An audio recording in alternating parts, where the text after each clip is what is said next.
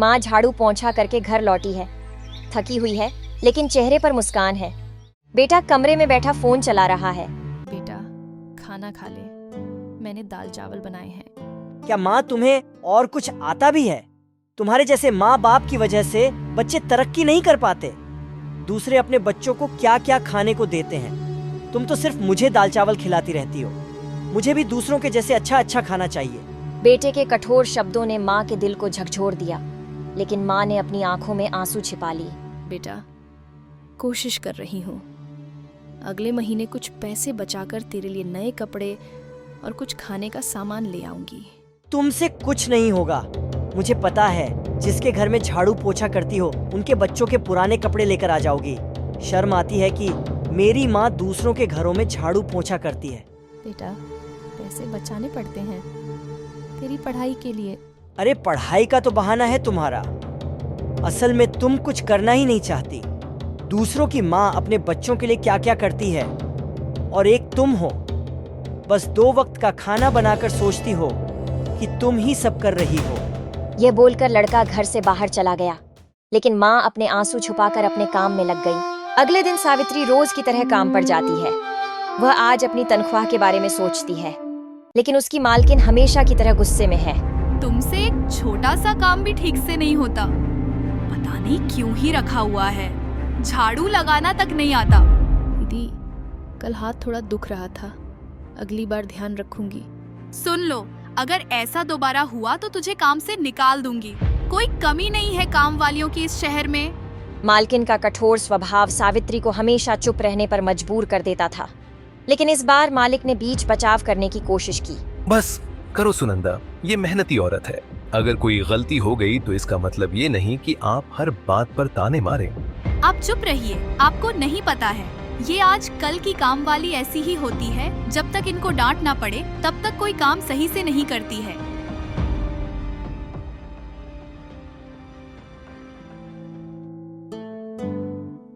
सावित्री काम पूरा करने के बाद डरते हुए मालकिन से तनख्वाह मांगने पहुंच जाती है।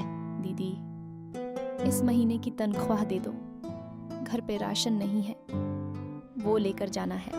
काम करना नहीं होता, तनख्वाह समय पे चाहिए इनको। आज नहीं कल मिलेगी। सुनो, दे दो तनख्वाह इसको, अपने घर राशन ले जाएगी। मालिक के कहने पर मालकिन तनख्वाह देने को तैयार हो जाती है। देख तू 4 बार देर से आई है तो उसके पैसे कटेंगे। दीदी 2 दिन देर से आई हूँ, 4 दिन नहीं। हाँ तो 2 दिन जल्दी भी तो गई है, एक ही बात होगी ना। आई बड़ी जबान लड़ाने वाली। मैं तो 4 दिन की काट के ही दूंगी, लेनी है तो ले ले। ठीक है दीदी। सावित्री मालकिन से पैसे लेकर जाने लगती है। जैसे ही घर से बाहर आती है, मालिक पीछे से आवाज लगाकर रोक लेते हैं। लो बहन, तुम्हारे 500 रुपए। नहीं मालिक, रहने दो। नहीं बहन, ये तुम्हारी मेहनत की कमाई है। अपनी मालकिन के ताने दिल पर मत लिया करो, वो तो कुछ भी बोलती रहती है। धन्यवाद मालिक। नहीं मालिक, अब मुझे इनकी बातों की आदत हो गई है। सावित्री उस दिन काम से घर जाती है और घर जाकर अपने बेटे को बोलती है कि बेटा आज मुझे तनख्वाह मिली है, ये ले 1000 रुपए, जा अपने लिए कपड़े, जूते और घर का कुछ सामान ले आ। इतने से पैसे में सिर्फ मेरे कपड़े और जूते ही आ पाएंगे, घर का सामान भी कहाँ से ले आऊं? खुद ले आना जो लेकर आना होगा। बेटा चिंता मत कर, कुछ दिन की बात है, तू कोशिश कर। मैं भी तेरे चाचा जी से बात करती हूँ। हाँ जरूर लगवा पाओगी मेरी नौकरी। खुद तो बस 2000 कमा पाती हो, मेरी नौकरी लगवा पाओगी। बेटा भगवान पर भरोसा रख, सब सही हो जाएगा। मुझे नहीं चाहिए तुम्हारा भरोसा, मैं खुद कुछ कर लूंगा।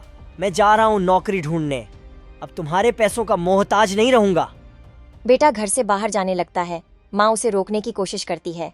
बेटा ऐसे गुस्से में घर से मत जा, बाहर दुनिया इतनी आसान नहीं है जितनी तू समझता है। और तुमसे ज्यादा जानता हूँ दुनिया को, तुम मत बताओ मुझे क्या करना है। बेटा गुस्से में दरवाजा जोर से बंद करके चला जाता है। माँ रसोई में वापस जाती है, लेकिन उसकी आंख आंसुओं से भर जाती है। और अब सोनू बहुत सारी जगह पे नौकरी के लिए हर रोज अप्लाई करता है। सॉरी, हमारे यहाँ कोई वैकेंसी नहीं है। लेकिन मैंने तो आपकी वेबसाइट पर देखा था। वो पुरानी पोस्टिंग थी, अभी हमारी जरूरत पूरी हो चुकी है। यही एक ऑफिस थोड़ी बचा है। और सोनू दूसरे ऑफिस पहुंच जाता है। आपके पास अनुभव नहीं है। हमें ऐसे कैंडिडेट चाहिए जिनके पास काम करने की समझ हो। लेकिन सर, मैं सीखने के लिए तैयार हूँ। सॉरी, हम रिस्क नहीं ले सकते।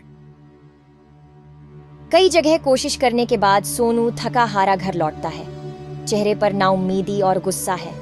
माँ रसोई में काम कर रही है। लड़का गुस्से से दरवाजा खोलता है और माँ के सामने आकर खड़ा हो जाता है।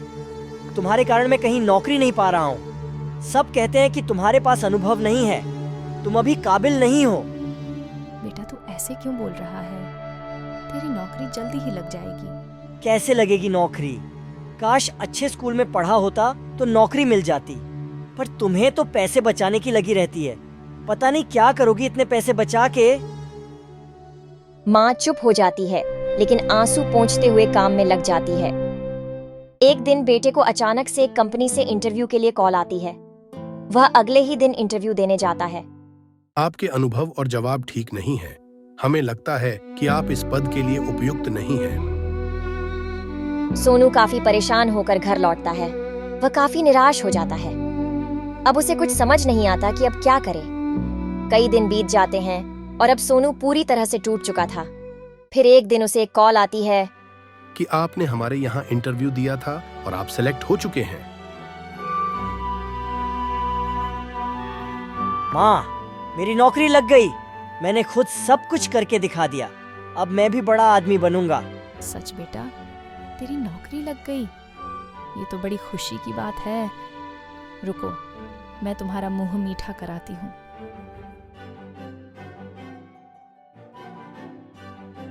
सावित्री बहुत खुश थी, मानो उसके जीवन में सफलता आ गई हो। लेकिन उधर सोनू का अहंकार बढ़ता जा रहा था। देखा माँ, अब मैं इतना पैसा कमाऊंगा कि अपने सारे शौक पूरे करूंगा। तुम्हारी कमाई तो मेरे सामने कुछ भी नहीं होगी। तेरी कमाई ही मेरी कमाई है बेटा। मुझे जो चाहिए था, मुझे वो मिल गया। देखो, मैं अब तुमसे कितना ऊपर हूं। अब तुम्हें छोटे मोटे काम करने की जरूरत नहीं। मैं अब सब संभाल लूंगा। अब सोनू रोज रात देर से घर आता और पार्टियां करता, और वह अब अच्छे खासे पैसे कमा लेता और अपने सारे शौक पूरे कर लेता था। बेटा थोड़ा जल्दी घर आ जाया कर। रात में देर करना सही नहीं है। अरे माँ, तुम्हें क्या पता, अभी घूमने का मजा है। तुमने कभी कमाया ही कहाँ है? सिर्फ 2000 रुपए महीने।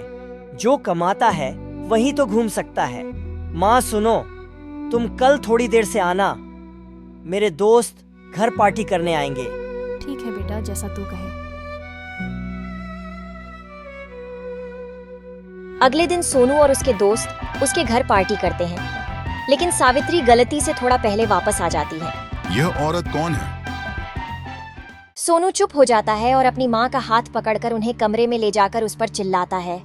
मैंने कहा था ना, जल्दी वापस मत आना, मेरे दोस्त आने वाले हैं। बेटा, मैं भूल गई थी। याद भी रहता है तुम्हें कुछ? अब इस कमरे से बाहर मत निकलना। बेटा, पर तू ये सब क्या कर रहा है? सिर्फ नशा करना पार्टी करना नहीं कहलाता। अरे तुम चुप रहो, ये अमीर लोगों की पार्टी है। अब तुम्हें ये सब कहाँ समझ आएगा? और अब रोज बेटा हर छोटी छोटी बात पर चिल्लाता है। उसके अंदर अहंकार इस कदर भर चुका होता है कि उसकी बातों में अब सिर्फ और सिर्फ अपनी माँ के प्रति गुस्सा झलकता है। लेकिन उसकी माँ, वो कभी पलटकर जवाब नहीं देती।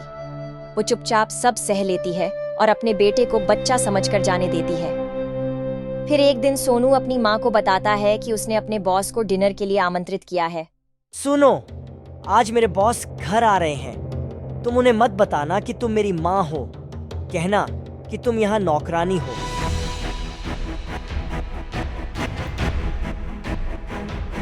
यह सुनकर सावित्री के पैरों तले जमीन खिसक जाती है, लेकिन वह चुपचाप सहन कर लेती है। अच्छा ठीक है बेटा, जैसा तू कहे।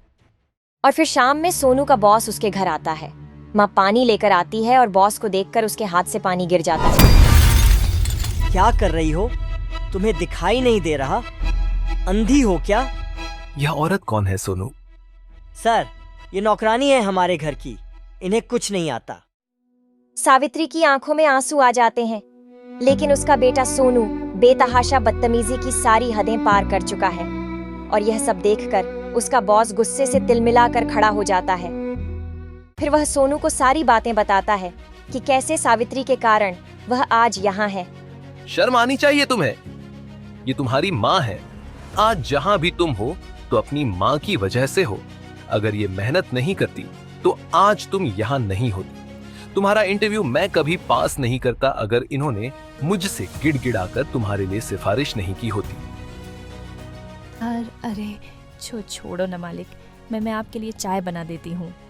नहीं सावित्री, आज मुझे इसे सच्चाई तो बताने दो। क्या तुम्हें पता है कि तुम्हारे पिता 2 साल की उम्र में छोड़कर चले गए थे? और जिस माँ ने तुम्हें इतना बड़ा किया, आज तुमने उसी को नौकरानी बना दिया। सोनू, ये औरत तुम्हारे लिए दिन रात मेहनत करती रही, सिर्फ ऐसे दिन देखने के लिए। यह सुनकर सोनू का सिर शर्म से झुक जाता है। उसका घमंड चूर चूर हो जाता है। सोनू को अब तक यही लगता था कि वह खुद की मेहनत से इस कंपनी में चयनित हुआ है, और अब उसे समझ आता है कि आज वह जहां भी है अपनी मां की वजह से है। सोनू अपनी मां के सामने हाथ जोड़कर माफी मांगने लगता है। मुझे माफ कर दो माँ, मुझसे गलती हो गई। मैं आपको क्या क्या बोलता रहा, आप सब चुपचाप सुनती रहीं, कभी मुझे डांटा भी नहीं। मेरी आंखें खुल गई माँ, हो सके तो मुझे माफ कर दो। कोई बात नहीं बेटा, गलतियां सबसे होती हैं। तुम्हें तुम्हारी गलती का एहसास हो गया, यही मेरे लिए बहुत है। नहीं माँ, मैं आपका गुनाहगार हूँ। आप जो चाहे मुझे सजा दें। मैं अपने अहंकार में डूबकर हमेशा आपको भला बुरा कहता रहा और आप फिर भी हमेशा चुप रहीं। नहीं बेटा, माँ अपने बच्चों को कभी सजा नहीं देती। बस तू हमेशा खुश रहे, यही मेरा आशीर्वाद है। यह बोलकर माँ सोनू को गले से लगा लेती हैं। उसके बाद वह दोनों खुशी खुशी जीवन व्यतीत करते हैं। और ऐसी कहानियाँ देखने के लिए हमारे चैनल को सब्सक्राइब करें।